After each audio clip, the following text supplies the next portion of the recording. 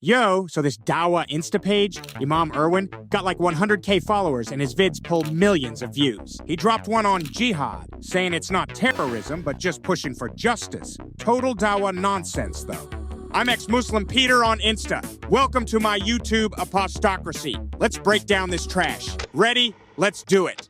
Muslims are terrorists. They bomb every city in the name of jihad. Astaghfirullah. Naruto, I understand the misconceptions, but no. Jihad is not about terrorism. It's about striving for justice. Sounds cute, dumbass. But what we call terrorism, Islam calls justice. Killing someone for leaving your ideology?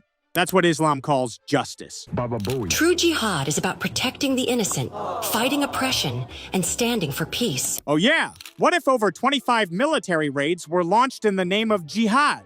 What if tribes were stormed for refusing to convert? What if women and children were taken as slaves and called spoils of war, all under jihad?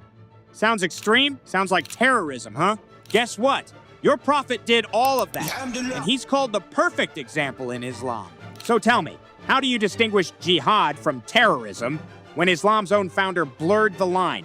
Spoiler, you can't. Violence in the name of jihad is only justified when defending the oppressed. And even then, there are strict rules. No harm to civilians, no destruction of property. It's about justice, not chaos. Bro, where the fuck are you getting this from? Definitely not the Islamic texts. Listen, the Prophet ordered executions like the Banu Qurayza tribe. Hundreds of men beheaded, women and children enslaved. No harm to civilians, huh? Islam literally defined civilians as spoils of war. And looting, raping, enslaving, all approved under jihad. If that's your idea of justice, what does chaos even look like?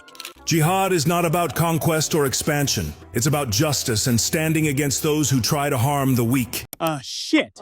Then explain how, within just 100 years of Muhammad's death, Islamic armies had steamrolled through Persia, Egypt, the Levant, North Africa, and even Spain. They weren't defending anyone. They were conquering. And Islam didn't just allow that, it commanded it. Fight those who do not believe in Allah, until they pay the jizya with willing submission and feel themselves subdued. So no, it wasn't about protecting the weak. It was about spreading Islamic rule by force, collecting jizya from the conquered, and marking them as second-class citizens. That's not activism, that's imperialism, dumbass. But how do we stop extremists from hijacking the meaning of jihad? We educate. Let's educate then. Did you know there's no such thing as extremism in Islam, just obedience? Those people you call extremists, they quote the Quran. They follow your prophet. They do exactly what he did. If that's extremism, then Muhammad was the first extremist. He conquered, enslaved, executed, and Islam still calls him the perfect example to follow. So who's really hijacking jihad?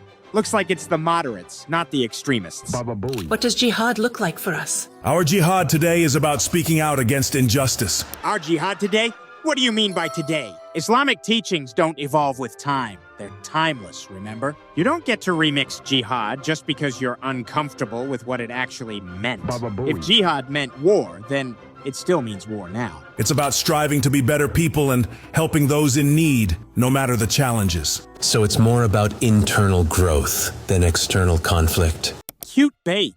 But that's just the classic Mata and Bailey trick. Well, the Mata and Bailey trick works like this. You hide behind a softer, harmless definition to defend a brutal one. Like saying, Nazism is just about national pride. That's technically true, but you're hiding so much. You're skipping the fascism, the violence, the genocide.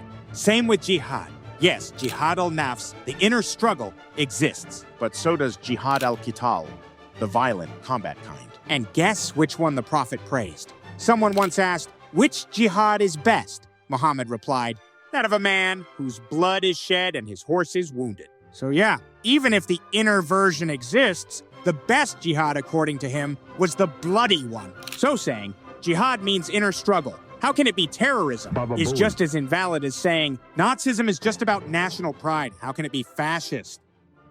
Guys, thing is, true jihad was violent and it still is. Many Muslims believe Islam is peaceful and that terrorists misunderstand it. But if Islam turns out to be true, those terrorists would be in the highest place of heaven, and the peaceful deniers would burn in hell with us.